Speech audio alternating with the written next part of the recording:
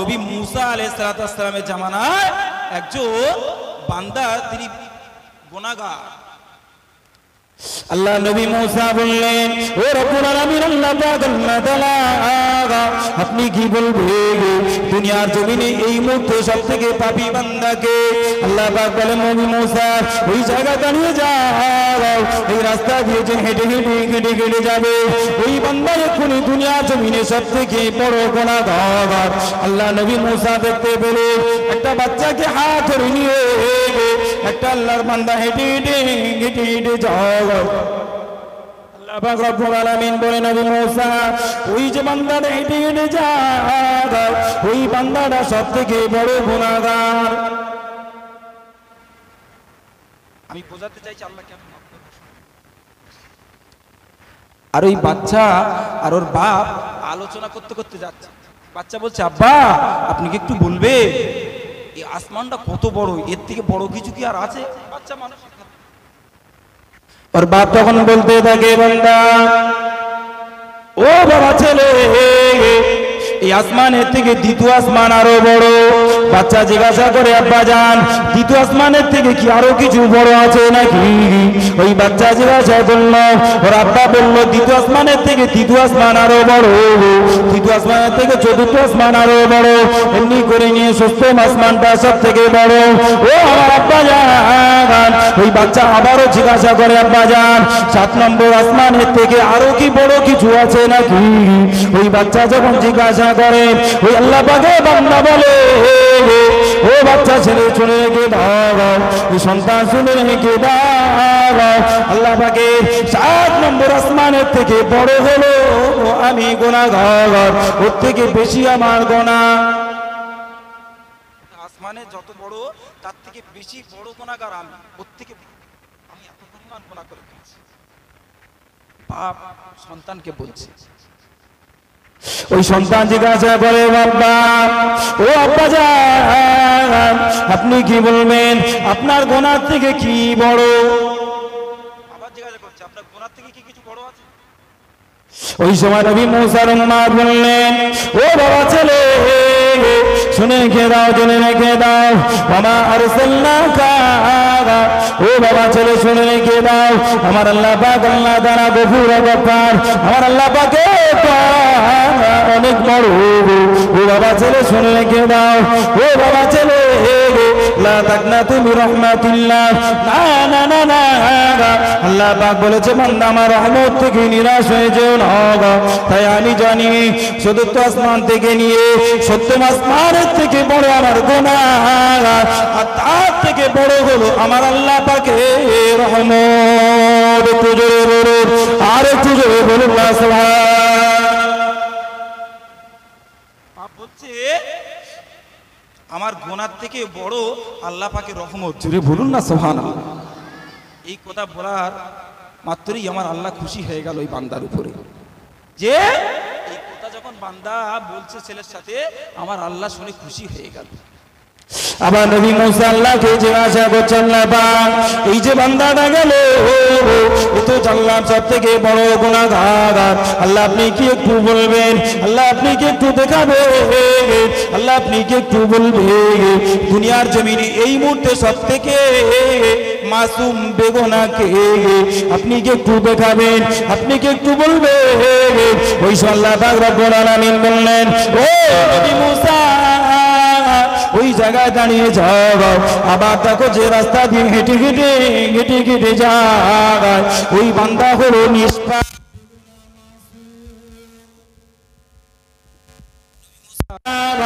ওই বান্দা যাবার সময় গুনাহগার ছিল ঠিকই, কিন্তু ওর মুখের একটা কথা শুনে, ওর জবানের একটা কথা শুনে আমি আল্লাহ খুশি হয়ে রাজি হয়ে ও জীবনের গড়া কথাগুলোকে মাফ করে দিয়ে ওকে বেগুনাহ মাসুম করে দিলাম। একটু জোরে বলো, আর একটু জোরে বলুন না সুবহানাল্লাহ। একটা কথার খাতির আমার আল্লাহ 200 বছরের গুনাহ মাফ করে দিল। যিনি বলুন না সুবহানাল্লাহ। আমার আব্বা জান আমি এটাই বোঝাতে চেয়েছি, তাহলে আমার আপনার 40-50 বছর বয়স, আমার আপনার 60-70 বছর বয়স, আমার আপনার 80-90 বছর বয়স, আমি আপনি যে পাহাড় পরিমাণ গণা করে ফেলেছি, ও আমার আব্বা জান আমি আপনি যদি আমার আল্লাহ পাকের কাছে গভীর রাত্রিতে গভীর রজনীতে আমার আল্লাহ পাকের কাছে হাত তুলে যদি দোয়া চাই, আল্লাহ পাক রব্বুল আলামিন আমরা গুনাহ করে ফেলেছি আল্লাহ, সুদ খেয়ে ফেলেছি আল্লাহ, জেনা ব্যভিচারী করে ফেলেছি আল্লাহ, ঘুষ খেয়ে ফেলেছি আল্লাহ, বউটাকে বন্ধক দিয়েছিলাম বন্ধনে গ্রুপে, ও রব্বুল আলামিন আপনি আমাদের গুনাহ গাদাগুলোকে মাফ করে দেন। আমরা যদি চোখের পানি ছড়িয়ে ছড়িয়ে কাঁদি, আমার আল্লাহ মাফ করবে না করবে না।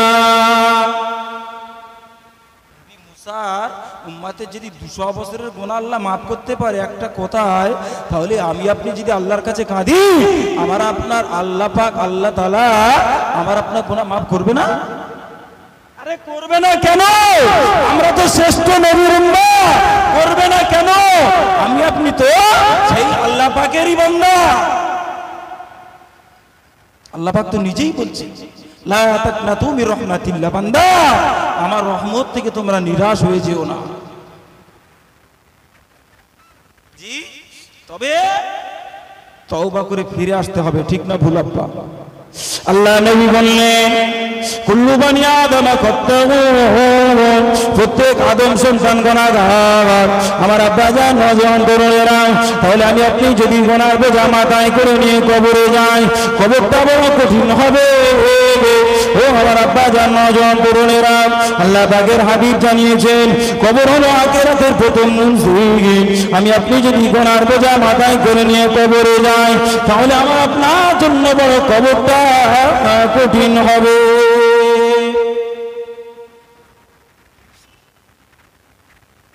আমার আব্বা জান নওজোয়ান তরুণেরা, আর আমি আপনি যে প্রথমেই বলেছিলাম, আমি আপনি যদি রাসূলের আদর্শে আদর্শিত হতে পারি, আমি আপনি যদি রাসূলের দেওয়ানা হতে পারি, ও আমার আব্বা জান বুখারী শরীফের ভিতরে আল্লাহ নবীকে প্রত্যেক ইমানদারের কবরে দেখানো হবে। তাহলে বলুন আমি আপনি যদি মারা যাই, আমার আপনার লাশটাকে গোসল দেওয়া পরে আমার আপনার লাশটাকে কবরস্থানে শুইয়ে দেবে, জানাজা নামাজ পড়ে সকলে যখন কবরে শুইয়ে দিয়ে 3 মুঠো করে মাটি দিয়ে চলে আসবে মিনহা খলাকনাকুম ওয়া ফিহা নুঈদুকুম ওয়া মিনহা নুখরিজুকুম তারাতান উখরা। প্রত্যেকে যখন 3 মুঠো করে মাটি দিয়ে চলে আসবে, ও আমার আব্বা জান সেদিন কিন্তু কেউ কারো হবে না। আব্বা দুনিয়ার জমিনে আত্মীয় স্বজন কেউ যাবে না। আল্লাহ নবী বলেছেন হাদিস শরীফের ভিতরে এসেছে প্রত্যেক ইমানদারের কবর আল্লাহ নবীকে দেখানো হবে। ওই সময় যদি আমার আপনার নবীকে কবরে দেখানো হবে, ওই সময় আমার আপনার নবীকে দেখানো হবে, ওই সময় আমি আপনি যদি রাসূলকে দেখে চিনতে পারি, তাহলে আমার আপনার জবান দিয়ে বার হবে হাদা মুহাম্মাদুর রাসূলুল্লাহ, ইনি হলেন আমার আপনার নবী শ্রেষ্ঠ নেতা, ইনি হলেন আমাদের নবী, ইনি হলেন শ্রেষ্ঠ নেতা। আমি আপনি চিনতে পেরে যাব, আমার আপনার জবান দিয়ে আরবি আওয়াজ বাইর হয়ে যাবে। আর আমি আপনি যদি রাসূলের আশিক না হতে পারি, আমি আপনি যদি রাসূলের দেওয়ানা না হতে পারি, আমি আপনি যদি রাসূলের আশিক না হতে পারি, তাহলে ওই সময় রাসূলকে চিনতে পারবো না। তখন আমার আপনার জবান দিয়ে বার হবে হাদা লা আদরি, চিনি না জানি না, লা আদরি কে এটা চিনি না জানি না। ও আমার আব্বা জান সেদিন যদি আমি আপনি রাসূলকে না চিনতে পারি, তাহলে কিন্তু আল্লাহ নবী জানিয়েছে কবরটা আমার আপনার জন্য বড় কঠিন হবে। কারণ আল্লাহ নবী জানিয়েছে কবর হলো আখিরাতের প্রথম মঞ্জিল। আমি আপনি যদি সেই কবরে ধরা পড়ে যাই, ও আমার আব্বা জান আল্লাহ নবী বলেছেন, আল্লাহ নবী জানিয়েছে যে কবরে ধরা পড়ে যাবে, সে মিজানে ধরা পড়ে যাবে, সে ফুলসিরাতে ধরা পড়ে যাবে, তার স্থানটা জাহান্নাম হয়ে যাবে। কবরে যে ছাড় পেয়ে যাবে, আখিরাতে ছাড় পেয়ে যাবে, মিজানে ছাড় পেয়ে যাবে। আমার আল্লাহ পাকের হাবিব জানিয়েছে ওই ব্যক্তিটা জান্নাতে চলে যাবে। একটু জোরে বলুন, আর একটু জোরে বলুন না সুবহানাল্লাহ। যে কিছু বুঝতে পারছেন তো?